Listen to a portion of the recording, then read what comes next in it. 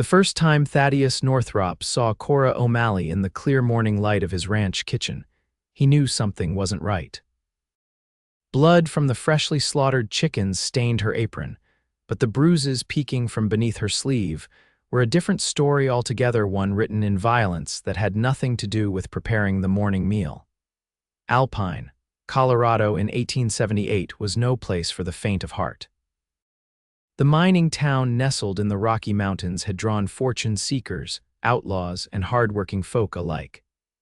Thaddeus had been among the first wave of settlers 15 years prior, arriving with nothing but a horse, a rifle, and dreams bigger than the mountains themselves. Now his cattle ranch sprawled across 500 acres of prime grazing land, and his reputation as the most successful rancher in 3 counties preceded him everywhere. At 35, Thaddeus stood nearly 6.5 feet tall, with shoulders broad enough to carry a young heifer if needed, which he'd done more than once during difficult calvings. His size had earned him the nickname Giant throughout the county, though few used it to his face. Despite his intimidating stature, those who knew him well recognized the gentleness in his hazel eyes and the fairness with which he treated everyone from ranch hands to business associates. Cora had arrived 3 weeks earlier, responding to his advertisement for a cook. The previous one had left to marry a shopkeeper in Denver, leaving Thaddeus and his 12 ranch hands to fend for themselves, a situation that couldn't continue if he wanted to keep good workers. "Miss O'Malley," Thaddeus said, his deep voice cutting through the morning kitchen clatter. "Might I have a word with you outside?" The 24-year-old woman froze, her delicate hands pausing over the dough she was kneading. Her auburn hair was neatly tucked beneath a simple cap, but a few wayward strands framed a face that, despite its beauty, showed signs of exhaustion. "Of course, Mr. Northrop," she replied softly, wiping flour from her hands. "Just let me get this bread set to rise."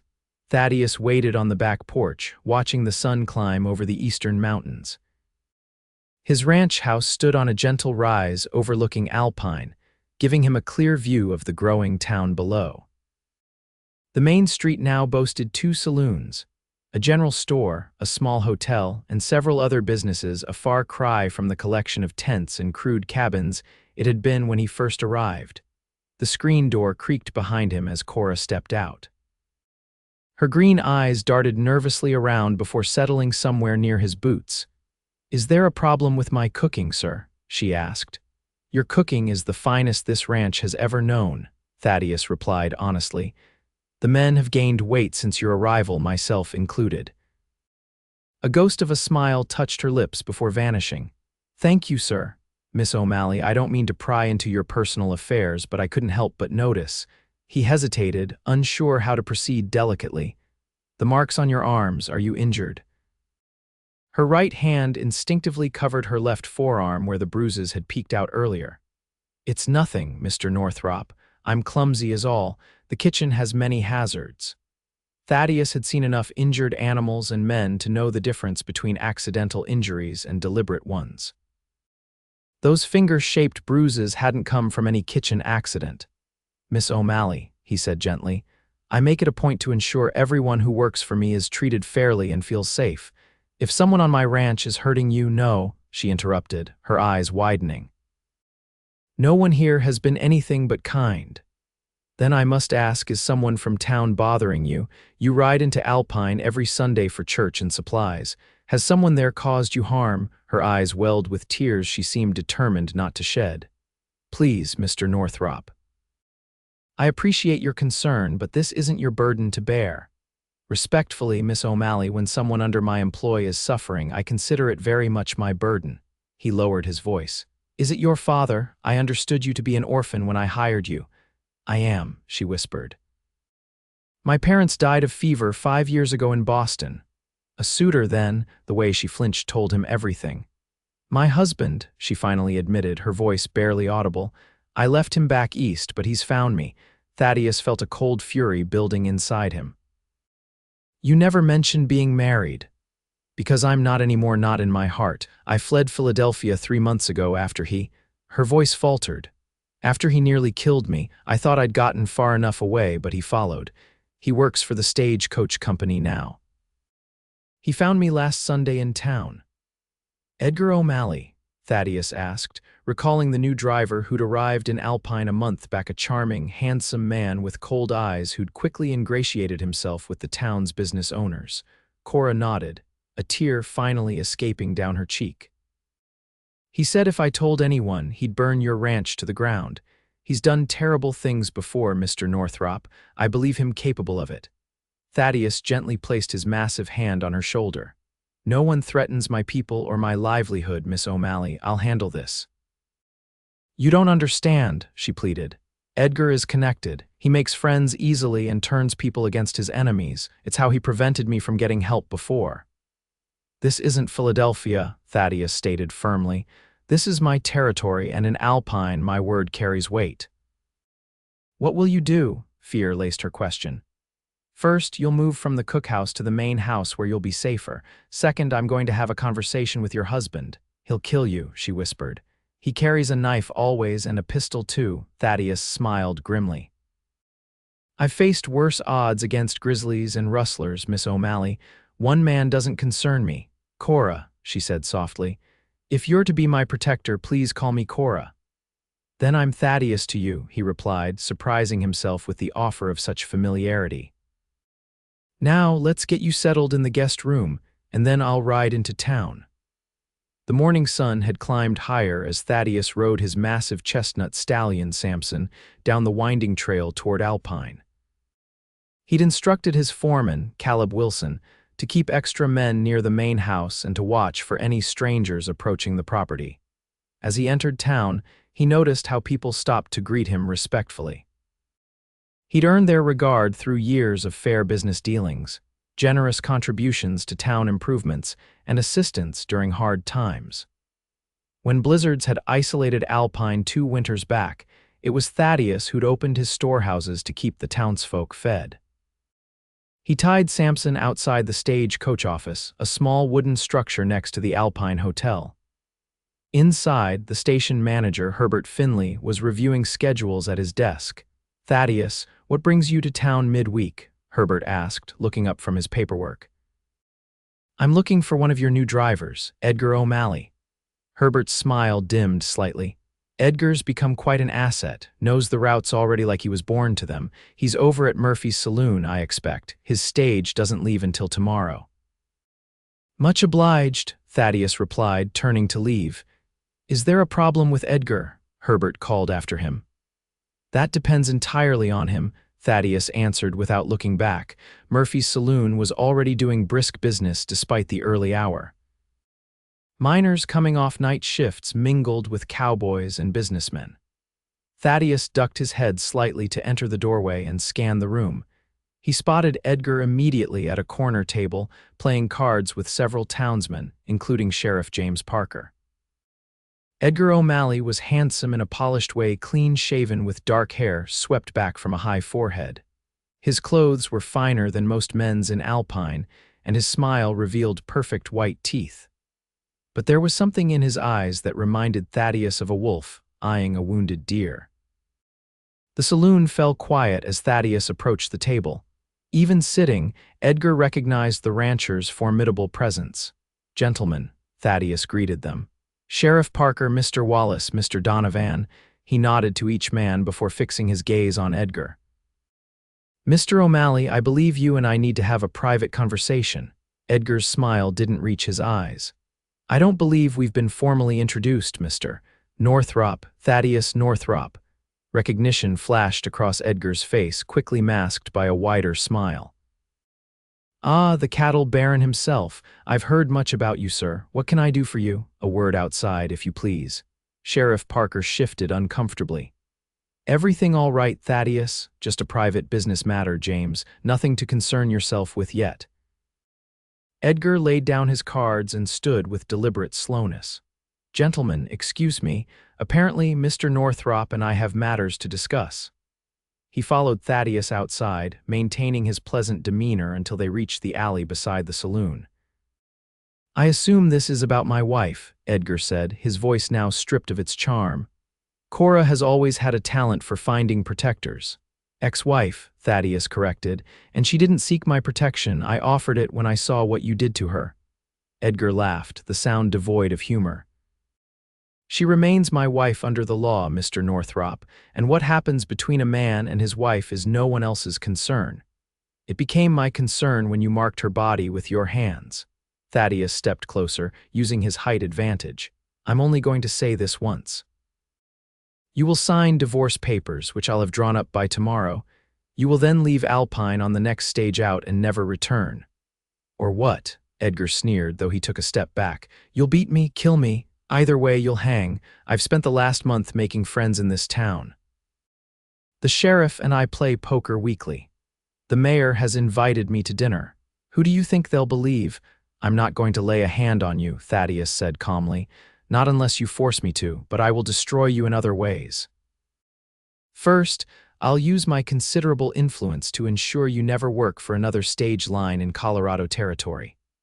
Then, I'll inform every business owner in Alpine about your true character. Finally, I'll make sure every rancher and miner knows what kind of man you are, one who beats women.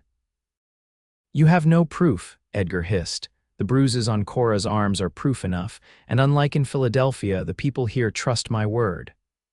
Thaddeus produced a folded paper from his vest pocket.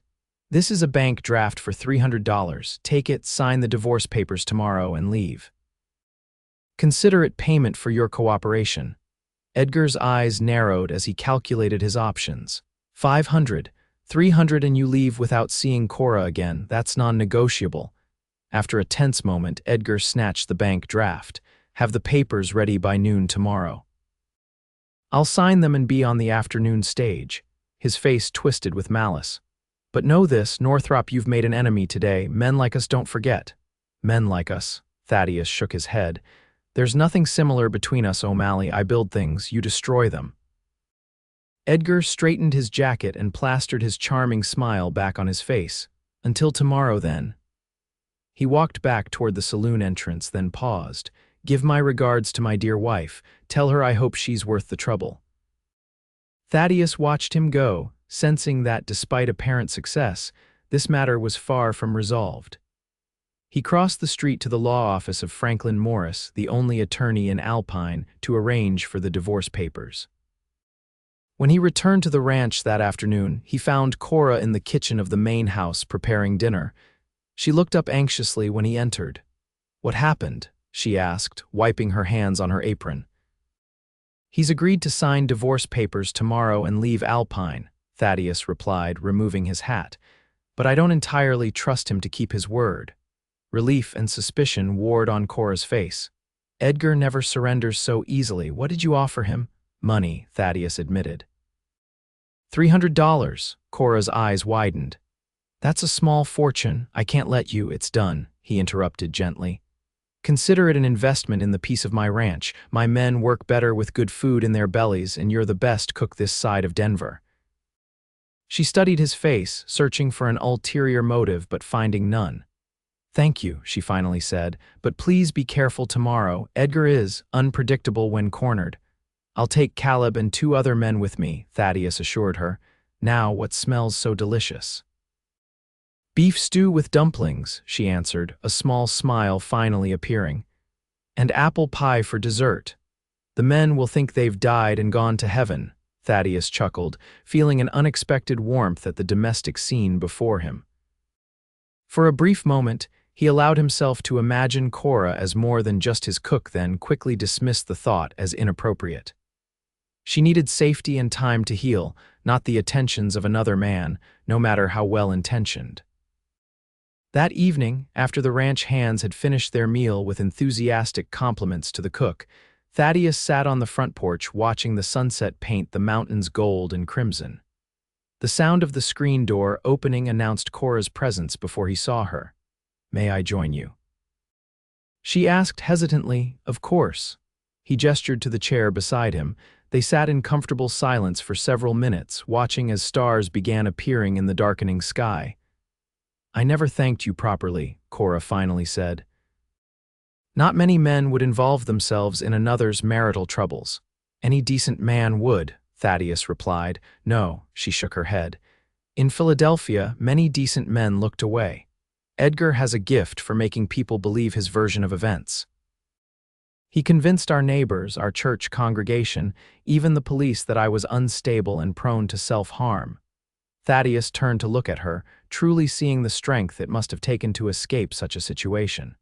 How did you get away? My father's sister sent me money secretly. She never liked Edgar. Cora's hands twisted in her lap. I waited until Edgar was away on business, then fled west. I thought the further I went, the safer I'd be. And you will be safe, Thaddeus promised.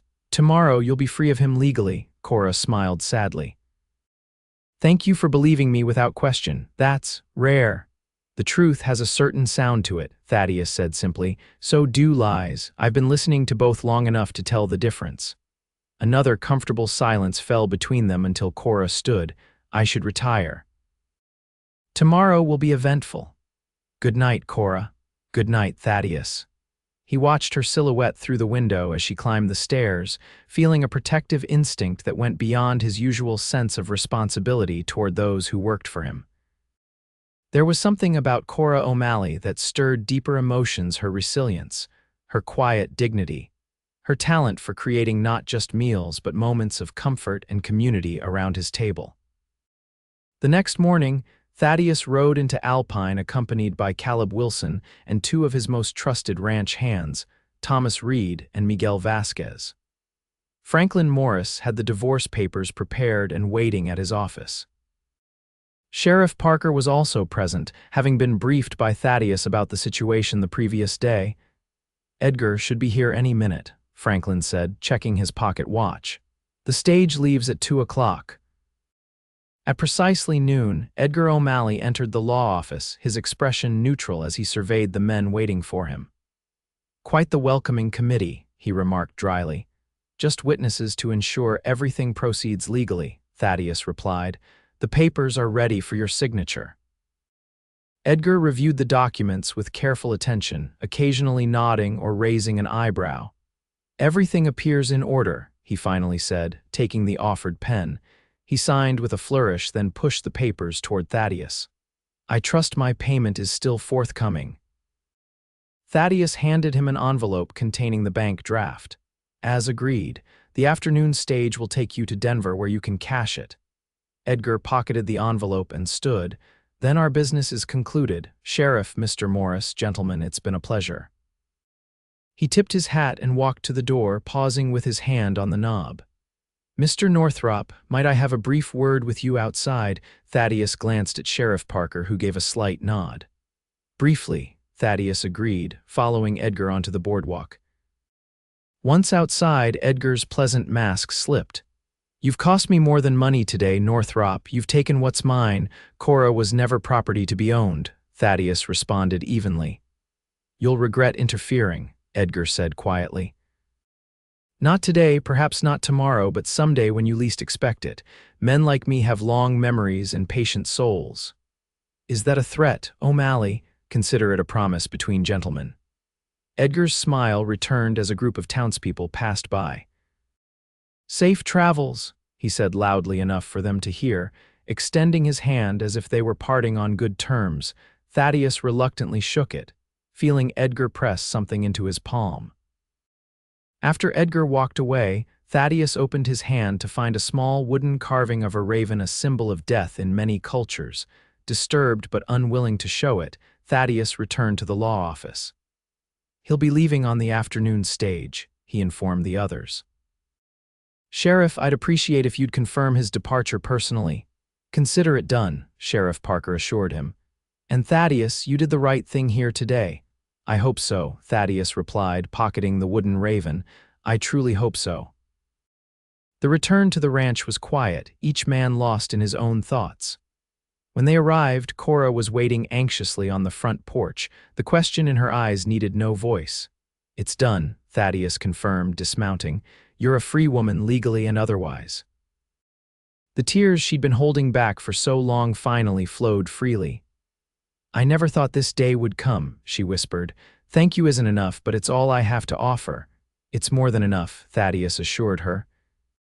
To the others, he added, let's keep extra guards posted tonight, just as a precaution. I don't entirely trust O'Malley to leave without some final gesture, Caleb nodded. I'll arrange the watches myself. That evening, a telegram arrived from Sheriff Parker confirming that Edgar had indeed boarded the eastbound stage to Denver. Only then did Thaddeus allow himself to truly relax, joining Cora on the porch after dinner.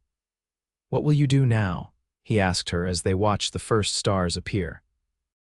"What do you mean, now that you're free? Will you stay in Alpine, move on to another town?" Cora looked surprised. "Are you asking me to leave, Mr. Northrop?" "Thaddeus," he corrected gently. "And no, quite the opposite. I'd be pleased if you stayed on, but I want you to know you have choices now, real choices." She considered his words carefully. "I've never had many choices before. My father arranged my marriage to Edgar when I was 19. Before that, my life was dictated by my parents' expectations." She looked out at the vast landscape surrounding them. "I like it here. The mountains, the clean air, the honest work. I'd like to stay if you'll have me." "The position is yours for as long as you want it," Thaddeus assured her, ignoring the small voice inside him that wished she might someday want more than just employment at his ranch. The days turned into weeks, and with each passing day, Cora seemed to blossom. The shadows beneath her eyes faded, and her smile came more readily. She began experimenting with new recipes, teaching the ranch hands' children to bake on Sunday afternoons, and even riding out occasionally with Thaddeus to deliver lunches to the men working the far pastures. For his part, Thaddeus found himself inventing reasons to be near the kitchen during meal preparations, engaging Cora in conversations about books they'd read, places they'd seen, and dreams they still harbored. He learned she had a passion for botany and had started a small kitchen garden beside the house. In turn, he shared stories of his early days in Colorado territory, the challenges of building his ranch from nothing, and his hopes to someday breed a line of cattle better suited to the mountain terrain. The first frost of autumn had just touched the highest peaks when Thaddeus received word that Sheriff Parker needed to see him urgently in town. He rode in that same morning, finding the lawman pacing his office with a troubled expression. "What's happened, James?" Thaddeus asked as he entered. "Edgar O'Malley," the sheriff replied grimly. "He never made it to Denver." A cold sensation settled in Thaddeus's stomach. "What do you mean?" "The stage company received word that he never checked in at their Denver office. They've been making inquiries along the route." Sheriff Parker handed Thaddeus a telegram. They found his luggage abandoned at a way station 50 miles east of here, but no sign of the man himself. He could have taken another route, Thaddeus suggested, though he already suspected otherwise. Possibly, the sheriff conceded. But this morning, Herbert Finley reported items missing from the stagecoach office company letterhead, schedule information, and a spare uniform. The implications were clear. "You think he's planning something involving the stagecoach routes?" "I think he never intended to leave for good," Sheriff Parker stated flatly. "And I think you and Mrs. O'Malley should be extremely cautious." "Miss O'Malley," Thaddeus corrected automatically. "The divorce is final in the eyes of the law, yes, but I doubt Edgar sees it that way." Thaddeus nodded gravely. "I'll double the guards at the ranch and warn Cora. If you hear anything more, send word immediately." "I've already asked neighboring towns to watch for him," the sheriff assured him. "But Edgar's clever. He won't be easily spotted if he doesn't want to be." Riding back to the ranch, Thaddeus couldn't shake the feeling of being watched. Twice he stopped Samson and scanned the surrounding countryside, seeing nothing but feeling the distinct sensation of eyes upon him. When he arrived home, he found Cora in the garden, harvesting the last of the summer vegetables before the frost could claim them. The sight of her kneeling among the plants, sun glinting off her auburn hair, momentarily pushed aside his worries. She looked up and smiled, the genuine warmth of it striking him like a physical force. "You're back earlier than expected," she observed, rising and brushing dirt from her apron. "We need to talk," he said seriously. "Inside, please." Her smile faded at his tone, and she followed him into the house without question. In the kitchen, he checked that they were alone before relating what Sheriff Parker had told him. Cora's face paled as she sank into a chair. He never left, she whispered. I knew it was too easy. We don't know that for certain, Thaddeus tried to reassure her, but we need to take precautions. You shouldn't go into town alone anymore, and I want you to stay near the house. I've been a prisoner before, Thaddeus. I won't live that way again, even for my safety. He knelt before her chair, taking her small hands in his large ones. This isn't imprisonment, Cora, it's protection, just until we find him. He squeezed her fingers gently. I couldn't bear it if anything happened to you. Something in his voice made her look at him with new awareness, her green eyes searching his face. You've done so much already, she said softly, more than anyone has ever done for me. I would do more, he admitted, the words escaping before he could reconsider them. Much more if you'd allow it. A blush colored her cheeks as understanding dawned. Thaddeus. Whatever she might have said next was interrupted by the sound of hoofbeats approaching rapidly. Thaddeus rose and moved to the window, relieved to see Caleb riding in. It's just the foreman, he told Cora, whose hand had flown to her throat in alarm. Stay here while I speak with him. Outside, Caleb dismounted quickly, his expression urgent. Riders approaching from the east, boss, 6 of them moving fast. Identification. Too far to tell yet, but they're not ours. Miguel's watching them from the north ridge. Thaddeus made a quick decision. Get the men armed and ready, but keep it discreet. If these are just travelers, I don't want to appear hostile. And if they're not just travelers, then we'll be prepared. Thaddeus returned to the house, finding Cora still seated at the kitchen table, tension evident in her rigid posture. Riders coming, he explained. Probably nothing to worry about, but I want you to go upstairs to my study. The gun cabinet is unlocked. You know how to use a rifle, she nodded. My father taught me, said every woman should know how to protect herself. Good. Take position at the east window. You'll have a clear view of the approach. If there's trouble, fire once into the air as warning, then defend yourself as needed. Cora rose, determination replacing fear on her face. Be careful, Thaddeus. On impulse, he caught her hand as she passed. Cora, when this is over, there's something I need to tell you. Tell me now, she urged, her eyes never leaving his. He hesitated, then shook his head. Later, when we're safe. She squeezed his hand once, then hurried upstairs while Thaddeus went to join his men in the yard. They had positioned themselves casually around the property, some at the corral mending fences, others near the barn checking tack, all with weapons within easy reach. The riders appeared on the horizon just as Thaddeus took position on the front porch, his rifle resting against the railing within quick reach. As they drew closer, he could make out that they were dressed as stagecoach guards' blue uniforms with brass buttons visible even at a distance. Stage guards, Caleb murmured, coming to stand beside him. We're nowhere near a stage route. Exactly, Thaddeus replied grimly. And Sheriff Parker mentioned a uniform was stolen from the stagecoach office. The riders slowed as they approached, the lead man raising his hand in greeting. Thaddeus recognized him immediately despite the uniform and new growth of beard Edgar O'Malley. Hello, Northrop, Edgar called out cheerfully. Quite a surprise to find us here, isn't it? Not particularly, Thaddeus replied evenly, though I thought you'd be in Denver by now. Edgar chuckled as the riders formed a line before the house. Change of plans. You see, I realized there was unfinished business here in Alpine. His gaze moved to the house behind Thaddeus. Is my wife at home? There is no Mrs. O'Malley here, Thaddeus stated firmly.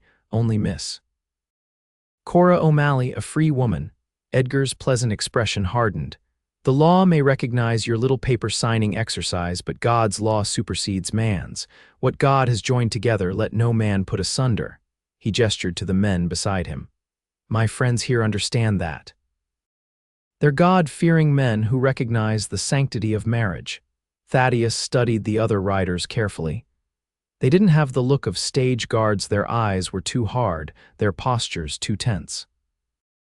These were hired guns, probably recruited from one of the mining camps where questions weren't asked as long as the pay was good. Your friends are trespassing on private property, Thaddeus informed them. As are you, Mr. O'Malley. I suggest you all leave immediately. Edgar sighed dramatically. I had hoped to resolve this civilly. I simply want what's mine, my wife, and compensation for the humiliation you've caused me. His eyes glittered dangerously. $5,000 should cover it, a small price for a wealthy rancher like yourself. Not going to happen, Thaddeus replied. Cora isn't property and I don't respond to extortion. Then perhaps you'll respond to this. Edgar nodded to one of his men, who raised a rifle and fired at the barn, splintering wood near where two ranch hands stood. The men dove for cover as Thaddeus's workers scattered, reaching for their own weapons. That was a warning, Edgar called out. The next shots won't miss. Now I'll give you one last chance, Northrop. Bring out my wife and the money and we'll leave peacefully. Before Thaddeus could respond, a single rifle shot rang out from the upper floor of the house. All eyes turned to see Cora standing at the study window, rifle in hand, her expression resolute. I am not your wife, Edgar, she shouted, and I will die before I go with you. Edgar's face contorted with rage. Stupid woman, you always make things difficult. He turned to his men. Take the house, bring her out alive. What happened next unfolded with terrifying speed. Edgar's men charged forward as Thaddeus's ranch hands opened fire from their positions around the yard. Thaddeus grabbed his rifle and took aim at the nearest attacker, dropping him from his saddle with a clean shot to the shoulder. Caleb and Miguel provided covering fire as Thaddeus raced for the house, determined to reach Cora before any of Edgar's men could. Behind him, the gunfight intensified, the sounds of shouting and horses whinnying in panic filling the air. He burst through the front door just as one of Edgar's men smashed through the back kitchen entrance. Thaddeus didn't hesitate, firing once and catching the intruder in the leg. The man fell with a cry of pain, his own weapon clattering across the floor. Cora, Thaddeus shouted. Stay where you are, Thaddeus, behind you. Her warning came just in time for him to turn as another attacker lunged through the front door. Thaddeus swung his rifle like a club, catching the man across the face and sending him sprawling. Gunfire continued outside, but it was becoming more sporadic. Thaddeus hoped that meant his men were gaining the upper hand. He quickly secured both downed intruders, tying them with curtain cords before heading upstairs to check on Cora. He found her still at the window, rifle trained on the yard below. Edgar's trying to escape, she reported without taking her eyes from the scene. He's heading for the stables. Thaddeus joined her at the window and saw Edgar indeed making a dash for the horse barn, using the chaos as cover. Without hesitation, Cora adjusted her aim and fired, the bullet kicking up dirt just inches from Edgar's feet. He stumbled, looked up at the window with naked hatred, then continued his run. Stay here, Thaddeus ordered, heading for the stairs. Keep the door barred until I return. Outside, the gunfight had largely subsided. 3 of Edgar's men were down with injuries, one was dead, and another had surrendered. Thaddeus sprinted toward the stables, hearing the sounds of a horse being hastily saddled inside. He entered cautiously, rifle raised, scanning the shadowy interior. It's over, O'Malley, he called out. Your men are captured or dead. Nothing's over, Edgar's voice echoed from somewhere in the darkness. Not while I still breathe. A shot rang out, the bullet splintering the doorframe beside Thaddeus's head. He ducked behind a stall partition, trying to pinpoint Edgar's location. You can't escape, Thaddeus called. My men have the ranch surrounded. Even if you make it out, where will you go? The sheriff knows who you are now, what you've done. There's nowhere in Colorado territory you can hide. I don't need to hide, Edgar replied, his voice closer now. I just need to finish what I started. Another shot, this one passing through the wooden partition near Thaddeus's shoulder. He rolled away, coming up in a crouch with his rifle aimed at the source of the sound. In the dim light, he could just make out Edgar's silhouette moving between the stalls. Your quarrel is with me, O'Malley, not Cora, Thaddeus said, trying to keep him talking while maneuvering for a better position. She's suffered enough. She's my wife, Edgar snarled. Mine to punish, mine to forgive. What right did you have to interfere? The right of any human being to stop suffering when they see it, Thaddeus replied, inching closer. Cora deserves happiness, not the prison you made of her life. A bitter laugh echoed through the stable, and I suppose you think you're the one to give her that happiness. The gentle giant and the abused wife, how poetic. Edgar's voice dripped with contempt. Tell me, Northrop, have you bedded her yet? Is that why you're so invested in her freedom? The crude question struck a nerve, but Thaddeus controlled his anger. Edgar was trying to provoke him to make him careless. My feelings for Cora are none of your concern, he replied evenly. But unlike you, I respect her too much to ever harm her. Respect, Edgar scoffed. Women don't want respect, they want a firm hand direction. Cora was nothing before I molded her. She was everything, Thaddeus countered, and you nearly destroyed her, but she escaped you, rebuilt herself. She's stronger than you ever realized. A horse whinnied nervously as Edgar moved closer to its stall. Thaddeus realized he was trying to mount an escape. He raised his rifle, preparing to fire if necessary, but unwilling to hit the frightened animal. Suddenly, the stable doors burst open, flooding the interior with light. Cora stood in the entrance, another rifle in her hands, one she must have taken from the fallen intruders. That's far enough, Edgar, she said, her voice steady despite the fear in her eyes. Step away from the horse. Edgar froze, then slowly turned to face her, his own pistol still in hand. Come to save your new protector, Cora, how noble. I came to end this, she replied, once and for all. Edgar's face twisted into something ugly. You never could pull the trigger when it mattered, too weak, too cowardly. It's why you needed beating to strengthen your character. Thaddeus watched as Cora absorbed the cruel words, saw something harden in her expression. You're wrong, Edgar. I wasn't weak, I was hopeful. I kept believing you would change, that the man I thought I married would return. She raised the rifle, aiming it squarely at his chest. But that man never existed, did he? He was just a mask you wore to trap me. Edgar's confidence faltered slightly. Put the gun down, Cora. You know you can't do it. I don't want to, she admitted. Taking a life, even yours, would haunt me, but I will if I must. Her voice strengthened. I'm not afraid of you anymore, Edgar. That's what you can't stand, that I've found my courage, my voice. For a moment, no one moved. Then Edgar's expression changed, calculation replacing rage. Perhaps I've been hasty, he said, his tone softening. We could start again, Cora. I've learned my lesson. Things would be different this time. Thaddeus recognized the tactic, the sudden charm, the false contrition. Based on Cora's unwavering stance, so did she.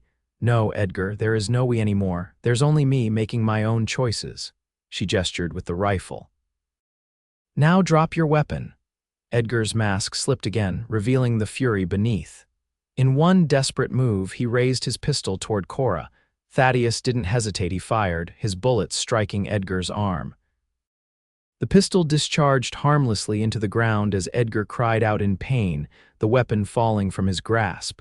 Caleb and several ranch hands rushed in, securing Edgar despite his struggles and curses.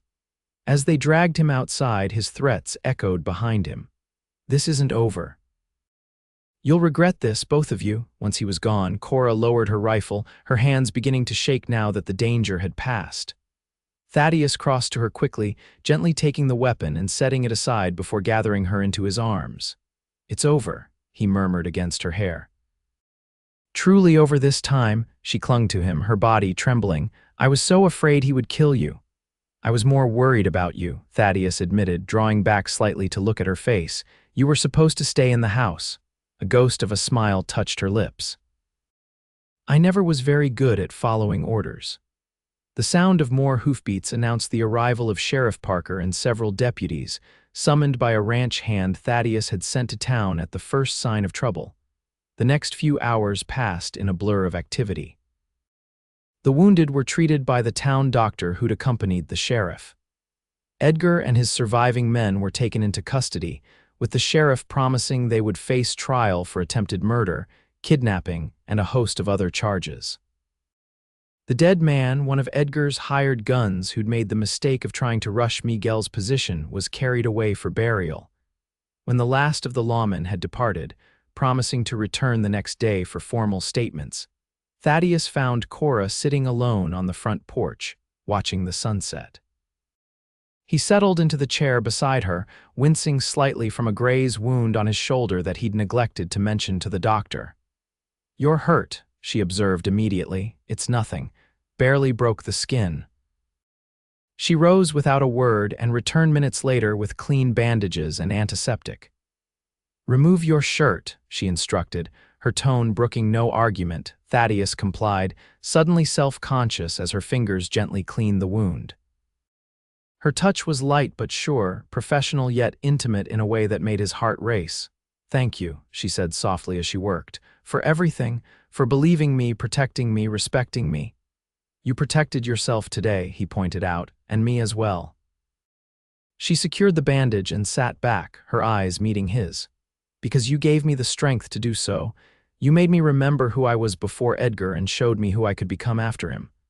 Thaddeus caught her hand as she moved to pack away the medical supplies. "Earlier, I said there was something I needed to tell you when this was over." "I remember," she replied, her voice barely above a whisper. "I've developed feelings for you, Cora, deep feelings that go well beyond concern for someone in my employ."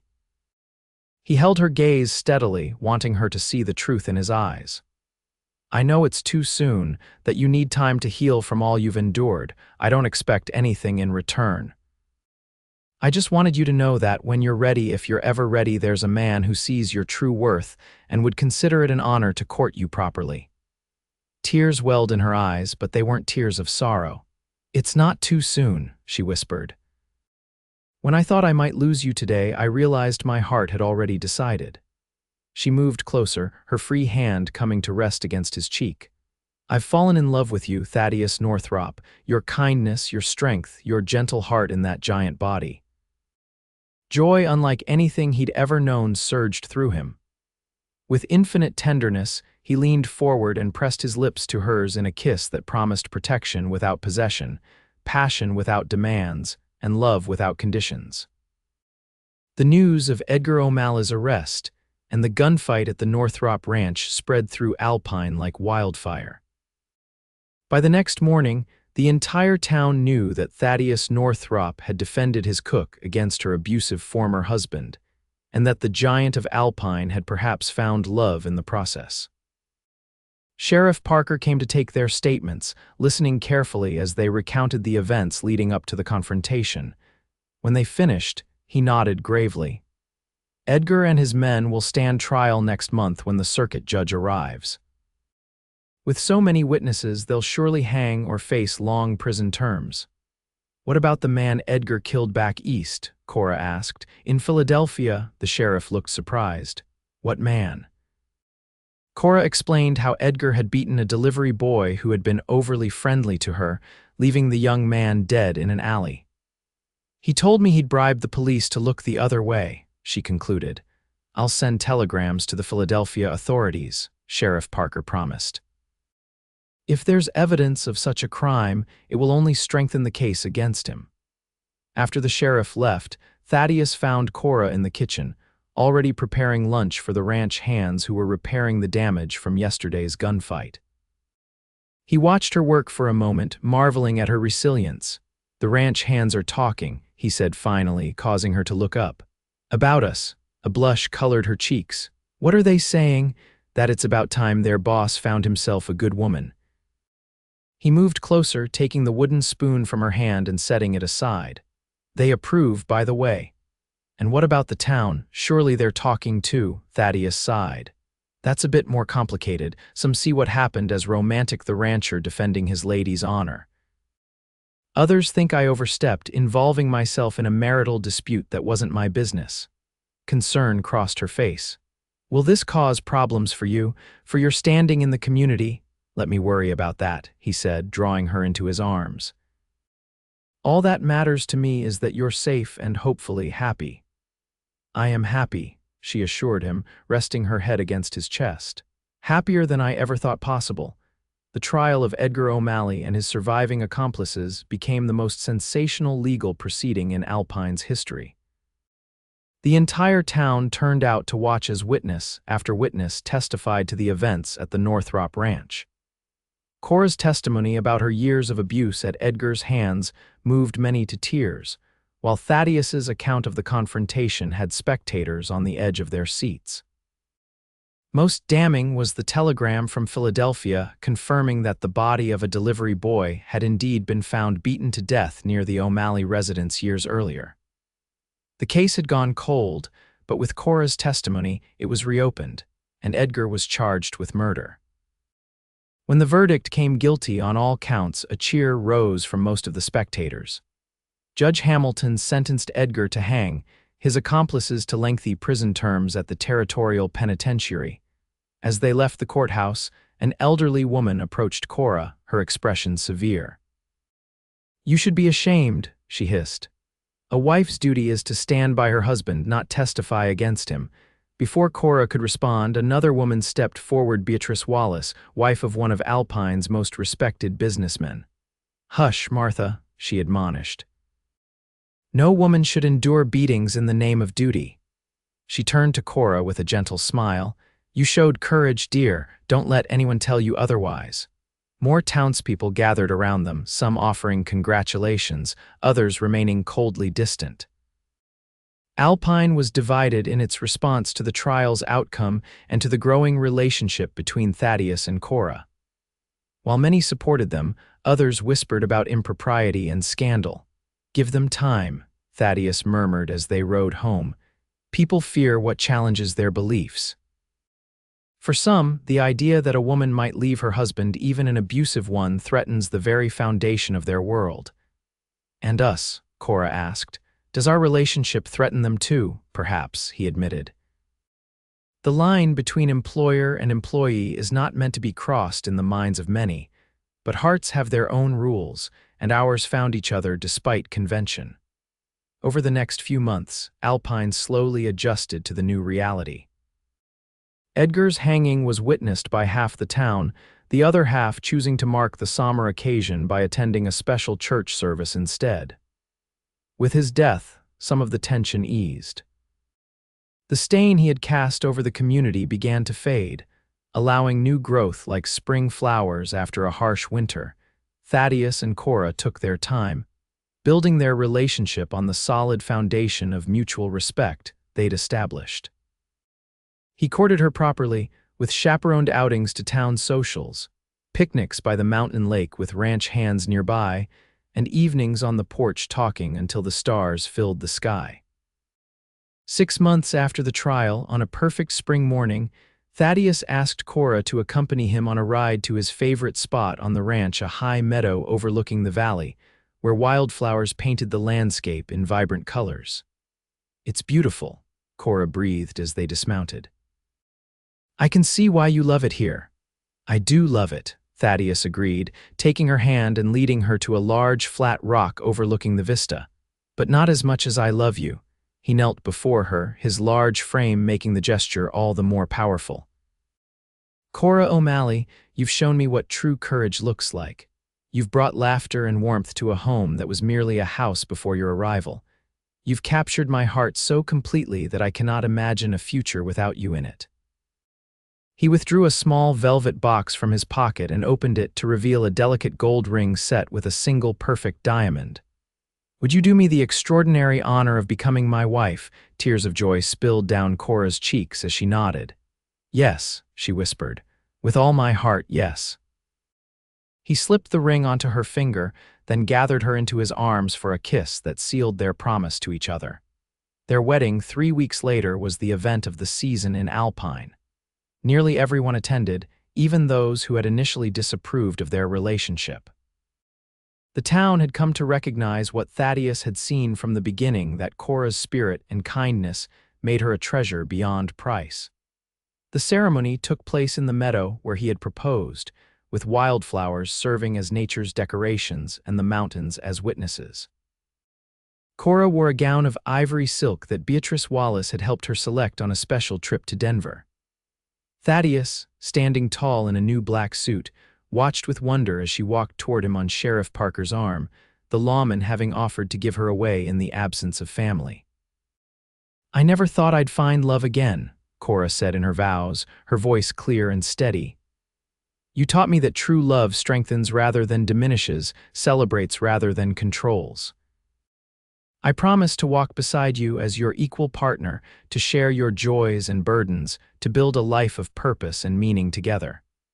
Thaddeus, a man of few words normally, surprised everyone with the eloquence of his response.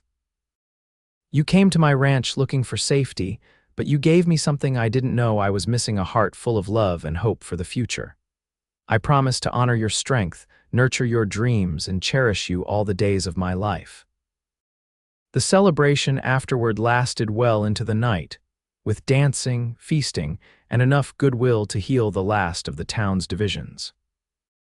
As Thaddeus and Cora swayed together beneath lantern light, the whispers around them were no longer of scandal, but of how right they seemed together, the giant rancher and his courageous bride.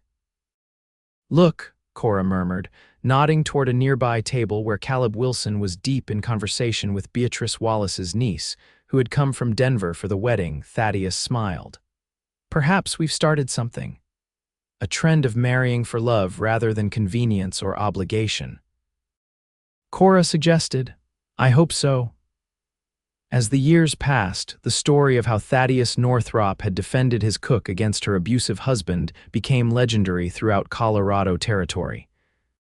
The details grew with each retelling. The number of attackers increased, the gunfight became more dramatic, and Thaddeus's size grew until he was practically a giant from fairy tales. But at its heart, the true story remained powerful enough. A man who recognized abuse and refused to look away, a woman who found the courage to stand up for herself, and a love that healed them both while changing their community's understanding of marriage and a woman's right to safety and dignity. The Northrop Ranch prospered under their joint stewardship. Cora's kitchen garden expanded into a productive farm operation that supplied vegetables to much of Alpine. Thaddeus succeeded in breeding a hardier strain of cattle, winning awards at territorial fairs and increasing the ranch's prosperity. 2 years after their wedding, they welcomed their first child, a son they named James, after the sheriff who had stood by them during their darkest days. A daughter, Elizabeth, followed 18 months later, and another son, William, 3 years after that. Their home became known as a place of warmth and welcome. Cora established a small school for the children of ranch workers and neighboring homesteads. Thaddeus served on Alpine's town council, helping guide the growing community with the same fairness and foresight he applied to his ranch. On their 10th wedding anniversary, they hosted a celebration for the entire town. As evening fell and their guests danced beneath strings of lanterns, Thaddeus led Cora to their special spot on the porch. "Happy, Mrs. Northrop?" he asked, his arm around her waist. "Beyond measure," she replied, leaning into his embrace. "And you?" "I never knew such happiness existed," he admitted, kissing the top of her head. 10 years ago, when I first noticed those bruises on your arms, I had no idea where that moment would lead. To here," she said simply, "to us, to a family and a community transformed." From the yard came the sound of their children's laughter as they played with friends under the watchful eyes of grandmotherly figures from town. The ranch hands, many now married with families of their own, shared stories and jokes around tables laden with food. Sheriff Parker, gray-haired but still sharp-eyed, raised his glass in salute when he caught their gaze. "We shattered their expectations," Thaddeus mused. "The entire town's view of what was possible, what was right." "Sometimes things need shattering," Cora replied wisely. "So they can be rebuilt stronger, better than before."